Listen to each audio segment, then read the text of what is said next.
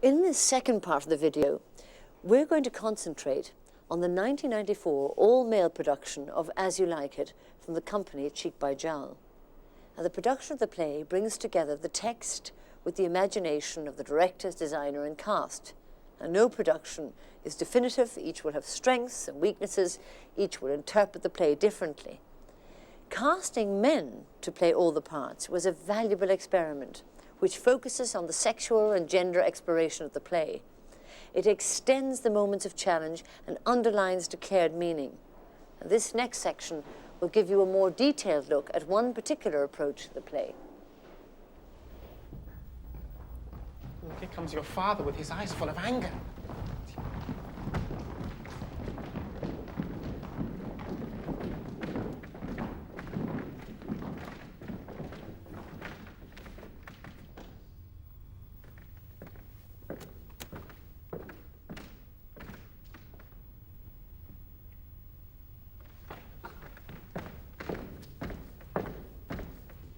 Mistress, dispatch you with your safest haste, and get you from our court.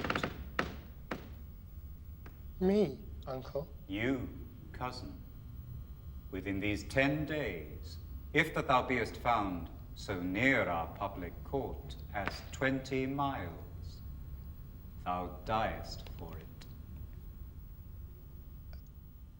I do beseech your grace that I may the knowledge of my fault bear with me.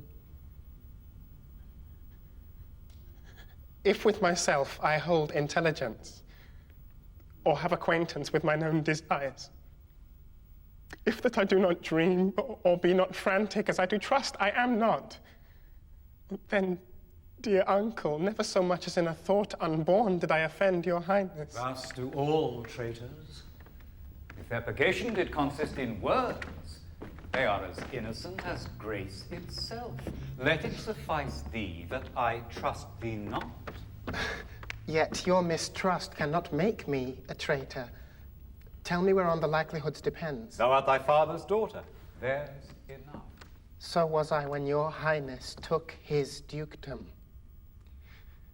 So was I when your highness banished him. Treason is not inherited, my lord. Or if we did derive it from our friends, what's that to me? My father was no traitor. Then, when we start to direct a play or produce a piece of theatre with a Shakespearean text, we try very much not to go in with any closed intellectual concepts about where we're going to end up. Because for us, the rehearsal period and performance period has to be a period of experimentation. That's one of the reasons why we choose Shakespeare as our house playwright in the first place, because he writes great plays that we continue to explore over a period of a year and, you know, can actually explore it as adults and find interesting things in that play. Nay, then.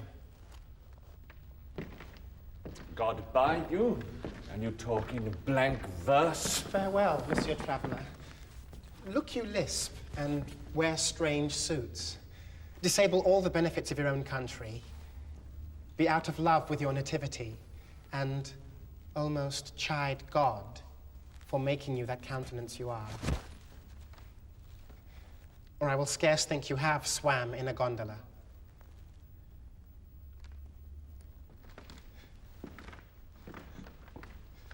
Why, how now, Orlando? You, a lover, and you serve me such a... I think there are the director in Shakespeare the same as in any other play. It's just that in Shakespeare you're dealing with a very great text. And for me, one of the elements of Shakespeare that makes him a great writer is the fact that each of the characters present an independent point of view, and that at any given moment it's possible for the audience to have conflicting points of view about the different characters. And so I think it's very important when you direct Shakespeare that you leave space for the characters to breathe, and that you leave space for the audience to come in and out amongst the characters. And I think that if you impose too tight an interpretation upon the play by Shakespeare, that the director basically closes the pores of the play and in a way that the play is rather impoverished from the point of view of the spectator. I think any piece of theatre, like any work of art, has to be created by the observer as much as by the originating artist. Promise in love. He that will divide a minute into 1,000 parts and break but a part of the 1,000th part of a minute in the affairs of love. It may be said of him that Cupid hath clapped him with a shoulder, but I'll warrant him heart whole. Pardon me, dear Rosalind. Nay, and you be so tardy, come no more in my sight. I had as lief be wooed of a snail. Of a snail? Aye, of a snail. For though he comes slowly, he carries his house on his head. A better jointure, I think, than you make a woman. Besides, he brings his destiny with him. What's that? Why, horns. Which such as you are fain to be beholding to your wives for. But he comes armed in his fortune and prevents the slander of his wife. Virtue is no hornmaker, and my Rosalind is virtuous! But I am your Rosalind! It pleases him to call you so, but he hath a Rosalind of a better leer than you. We decided to do it with an all-male company for fun, because we knew that was how Shakespeare did it. I had memories of seeing the Clifford Williams production at the National Theatre when I was 14, which didn't mean an awful lot to me, but it seemed rather glamorous and exciting and dangerous. And I thought, it would be very interesting to have a look at it again, this play, which seems to be so much about gender confusion. To look at it again with an all-male company, because the world, and certainly socially, the world seems to have changed so much since those days. But we weren't very strict about it. We also had a list of Rosalinds prepared to see, I remember, of women that we knew to play Rosalind in case it didn't work. So unless we found an actor who we felt was right for Rosalind, then we weren't going to do it. So we weren't that stuck on the idea. But we thought it would be an interesting thing to do. But we didn't know why. We didn't know where it would lead us. We just had a hunch that it would produce something extraordinary, the tension between having men playing women. What happens to the text is there are layers, layer upon layer of irony, and some scenes are played completely tongue-in-cheek, and then some scenes are played with absolute sincerity, and then reminds you that this person is actually male at the end of it, which has the audience. It has their intellect, it stops their intellect actually, and just goes straight through to their emotions, because we enter a world of otherness where actually I do not exist. This person does not exist, it can't exist, so I've depoliticized myself, if you like. And from that safe position, using Shakespeare's words, he can say things about love and sexuality that really do hit home, because they're not coming from a woman, and they're not coming from a man, they're coming from this thing. So you have more license, really. And there are layers of the play that are really revealed when a boy man is saying them. Some things that Rosalind says about women, that when a man is saying them as Rosalind, you hear them all the more clearly. Woo me. For now I am in a holiday humour, and like enough to consent.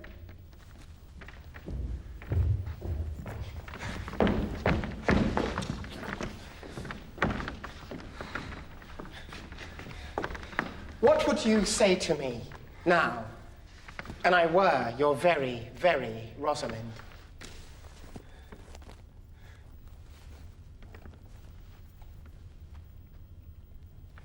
I would kiss before I spoke?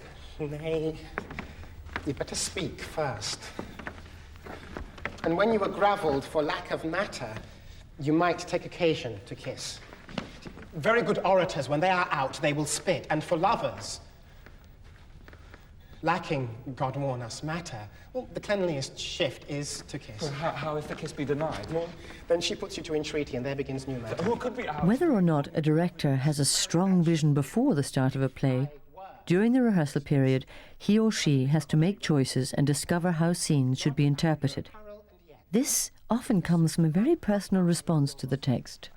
We realised when we were doing the play that it's about young people falling in and out of love, and that my personal experience of young love was something that was really rather painful.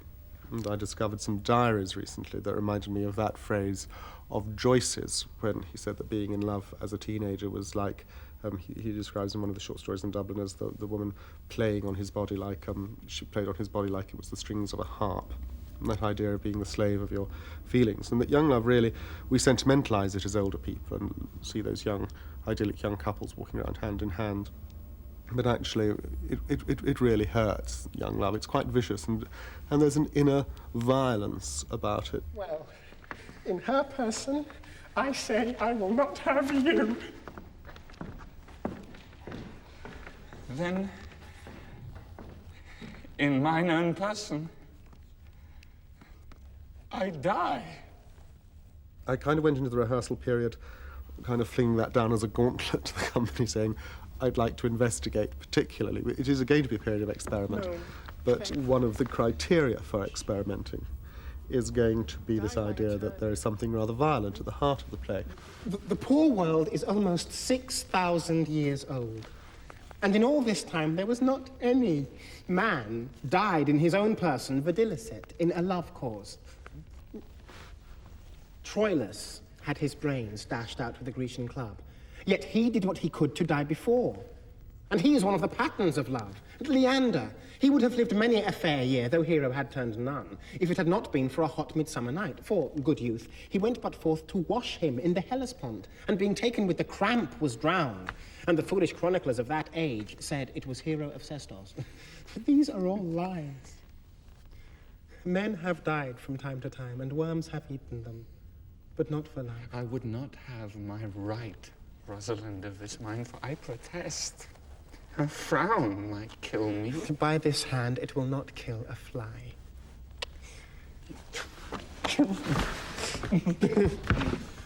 Come. Now I will be your Rosalind in a more coming on disposition. And ask me what you will. I will grant it. Then love me, Rosalind. Actors and actresses also have to make decisions which enable them to uncover a character and allow the audience to understand what is happening. This is particularly difficult with Rosalind, not only because of cross-dressing, but because of the elaborate charade she plays with Orlando, even to the point of pretending to marry him. Can one desire too much of a good thing? There are a lot of things happening at that point, because as well as thinking I must find out what he thinks of love before I again trust my life to another man. This is my thinking now, I'm not thinking of the play. Before I again trust my life to another man, before I again step into that area, I must make sure that this one is going to stay and be around and be dependable and not lose himself in some weird vision of what I am not. And all the time she's doing that, she has to control herself, because at every given moment, she does simply want to throw her arms around him and just hide, or say, it's me, or kiss him, and she goes through all of those emotions while she's being Ganymede. You could say she's more herself when she's Ganymede. She's more Rosalind when she's Ganymede than she would be if she's in a dress. But yes, she does, and getting married and kissing him and will you love me? And she says, oh yes, on Fridays and on Saturdays, and all of that for me personally is her having to keep control of her sexual passion and the other passions of emotions that are concerned with love. So that's why she slips in and out of all of those areas. Wilt thou have me? Aye. And 20 such. What sayest thou? What? Are you not good? I hope so. Why then can one desire too much of a good thing? Come, sister, you shall be the priest and marry us. Give me your hand, Orlando. What sayest thou, sister? I pray thee, marry us. I cannot say the words. You must begin. Will you, Orlando, have Go to... to, will you, Orlando, have to wipe this Rosalind? I will. Aye. But when? Why, now, as fast as she can marry. Well, then you must say, I take thee, Rosalind, for wife. I take thee, Rosalind, for wife. I might ask you for your commission, but indeed, I take thee, Orlando, for husband. Well, there's a girl goes before the priest. And certainly a woman's thoughts run before her actions. So do all thoughts, they are winged. In rehearsal, I thought, well, brilliant, Shakespeare, well done. You know, fantastic play, wonderful lines. But why? Why go into this game? for many other reasons, all the men in her life have betrayed her. All the men in her life. She's never been able to trust any of the men in her upbringing. And here's one that she thinks, I can empathize with this person. I know what it feels like to just be lonely and on your own. And she meets him in the forest and doesn't recognize her. And that's where the anger comes from. So that's how we got round that point.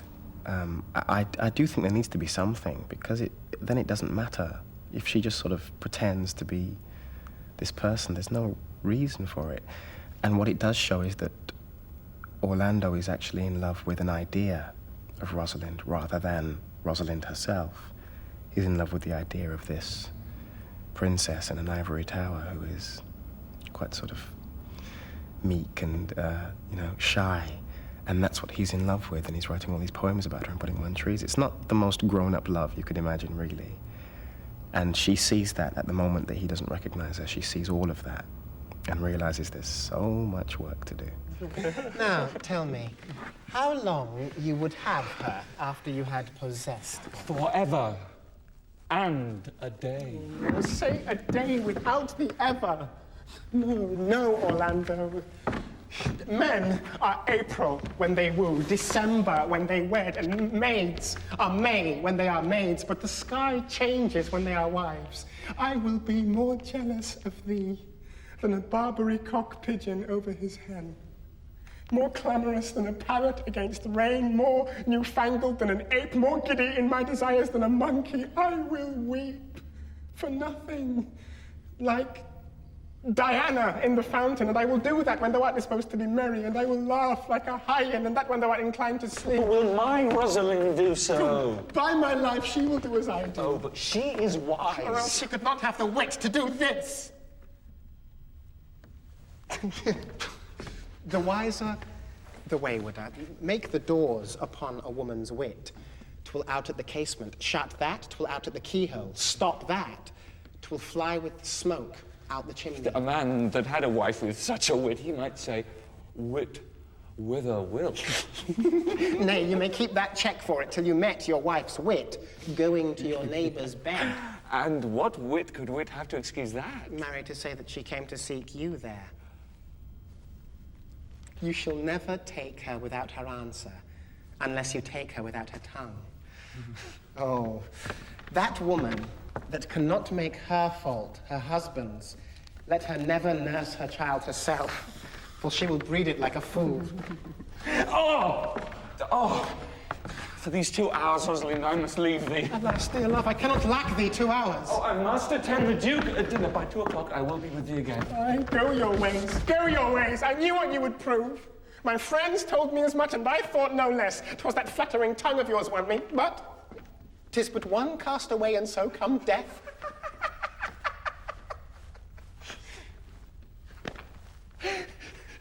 2 o'clock is your hour. Aye, sweet Rosalind. By my troth, and in good sooth, and so God mend me, and by all pretty oaths that are not dangerous, if you break one jot of your promise, or come 1 minute behind your hour, I will think you the most pathetical break promise, and the most hollow lover, and the most unworthy of her that you call Rosalind, that can be chosen out of the gross band of the unfaithful. Therefore beware my censure, and keep your promise. With no less religion than if thou wert indeed my Rosalind. So, adieu. Well, time is the old justice that examines all such offenders. So let time try. Adieu. The story of Rosalind and Orlando is at the centre of the play, but there are many other layers that have to be taken into account by director and cast. The play for me has always seemed to be a kind of sister play to King Lear. That Lear has, there are many, many thematic similarities in terms of banishment, kings in woods, but there are endemic things as well. There's endemic madness in As You Like It. It reached its fruition in King Lear. But there's also this theme of nothing, which is absolutely terrifying in King Lear. Nothing will come of nothing. But there is a despair at the heart of Jaques. And Jaques, to me, is at the side of the play, commenting on the play. He's not at the centre of the play. To me, he's at the side of the play commenting with this despairing negativity, the most frightening idea of all, which is that there is no such thing as love, that life is merely a question of self-interest, that what we know as love is a mixture of lust and sentimentality. We've heard it all before. It's an incredibly frightening proposition now. It was a very frightening proposition then. It always will be. It's a very frightening thing we have to face through our lives, and I think the play is about that. Playing? All the world's a stage, and all the men and women merely players. They have their exits and their entrances.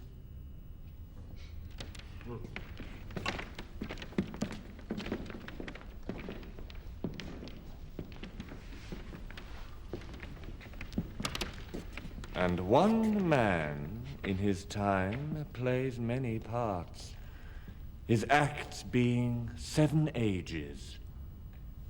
At first, the infant, mewling and puking in the nurse's arms. Then the whining schoolboy with his satchel and shining morning face, creeping like snail unwillingly to school. And then the lover, sighing like furnace with a woeful ballad made to his mistress' eyebrow.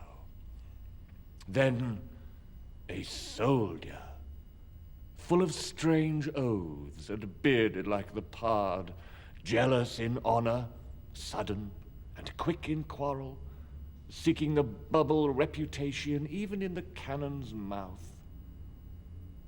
And then the justice, in fair round belly with good capon lined, with eyes severe and beard of formal cut, full of wise saws and modern instances, and so he plays his part.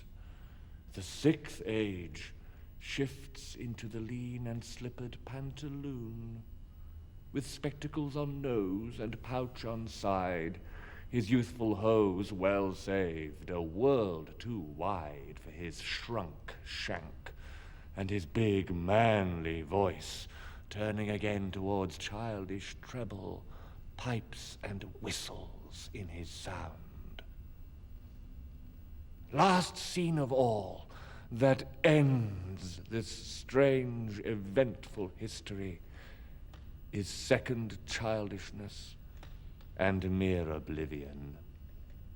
Sans teeth, sans eyes, sans taste, sans everything.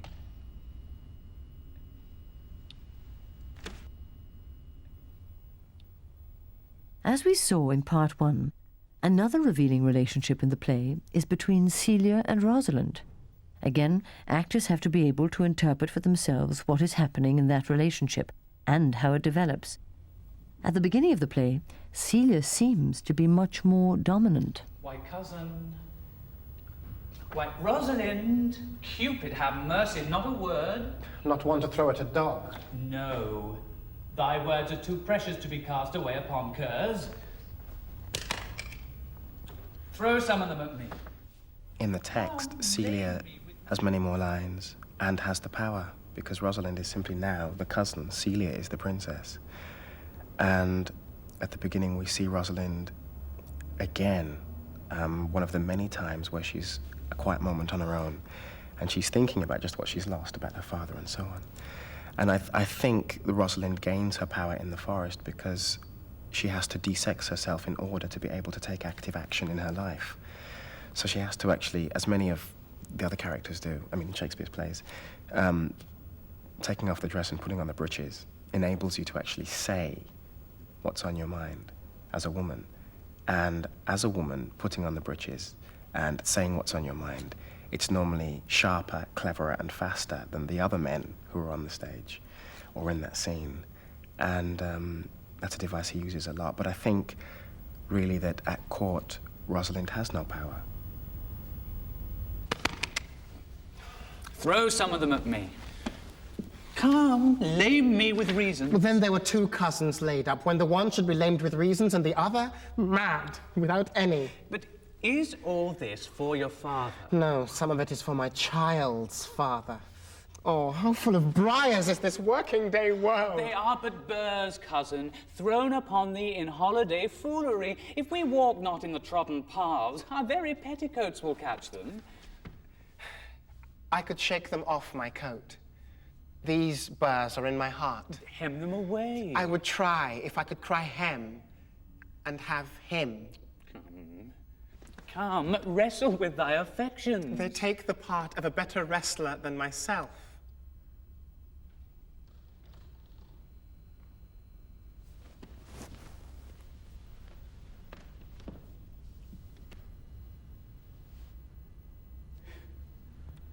Is it possible that on such a sudden you should fall into so strong a liking with old Sir Rowland's youngest son? The Duke, my father, loved his father dearly.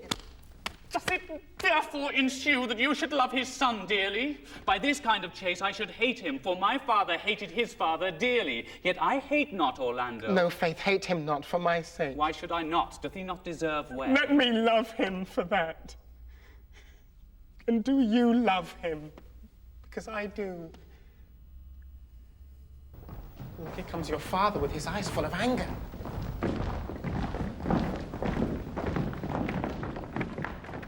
One last element is the design of the play. This production, designed by Nick Ormerod, has a very Spartan set, but there's a clear contrast between the use of muted tones later in the forest and the use of bold colours here at court. It's interesting to talk about the different way that Nick's has used colour during the evening. It might amuse you or surprise you to know that we've never discussed that.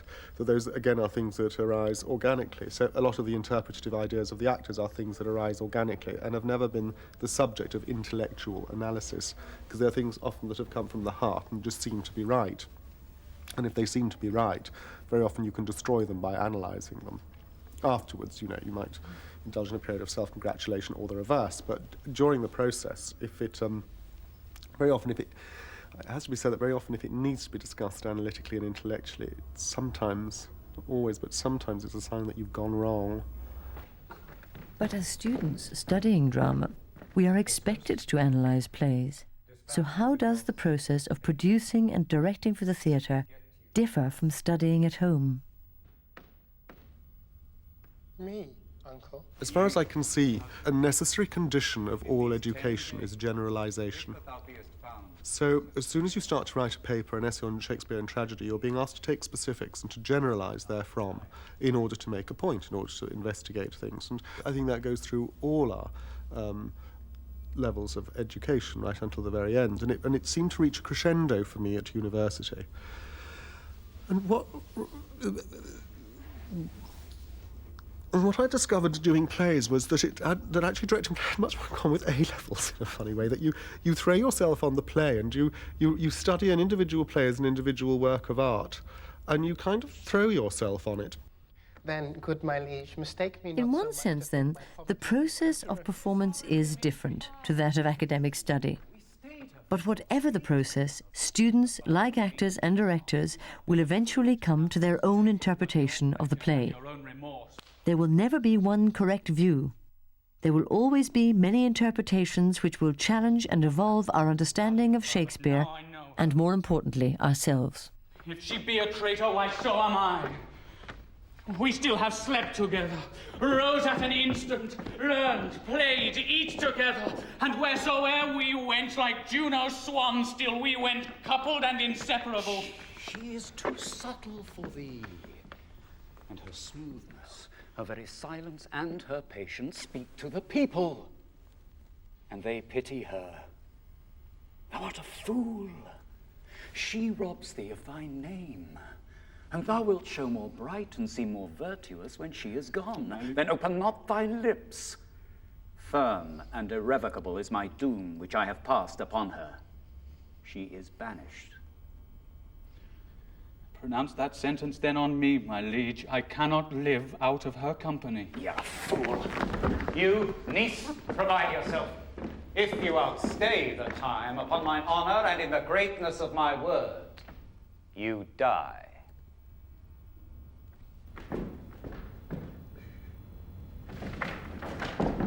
What we have to understand is that As You Like It is a version of As You Like It. It's a subjective creation by people who are influenced by all sorts of things when they come into the rehearsal, and by audiences who are influenced by all sorts of things that they see on television, hear whatever happens in their lives before they come to theatre. So together we make something, but we make it, it's very subjective. It's important, I think, to realise that we choose Shakespeare because we think he writes fantastic plays about us, not because we think he writes fantastic plays about other people. I think we're very selfish like that. It's because he enables us to explore our lives and the lives of our audiences that we choose to do him. Prithee, be cheerful. Knowest thou not the Duke hath banished me, his daughter? That he hath not. No, hath not. Rosalind lacks then the love that teacheth thee that thou and I am one. Shall we be sundered? Shall we part, sweet girl? No. Let my father seek another heir. Therefore devise with me how we may fly, whither to go and what to bear with us, and do not seek to take your change upon you, to bear your grief yourself and leave me out. For by this heaven, now at our sorrow's pale, say what thou canst, I'll go along with thee.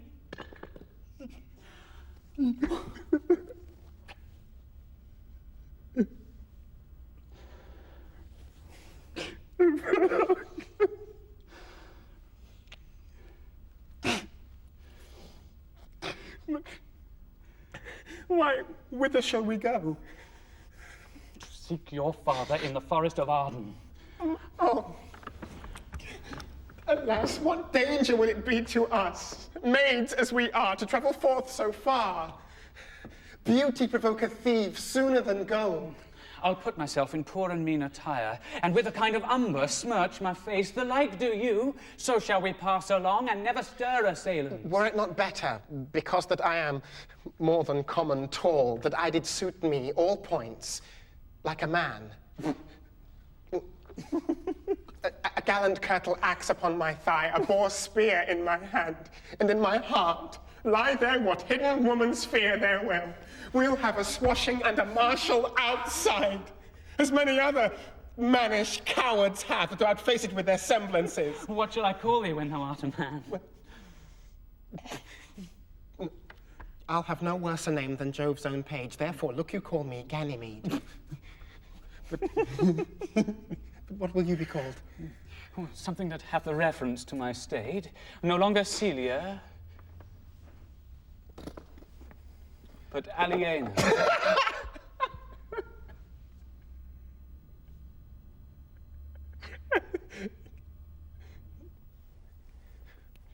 But, cousin, what if we essayed to steal the clownish fool out of your father's court? Would he not be a comfort to our travel? He'll go along all the wide world with me. Leave me alone to woo him. Let's away. And get our jewels and our wealth together. Devise the fittest time and safest way to hide us from pursuit that will be made after my flight. Now go we in content to liberty and not to banishment.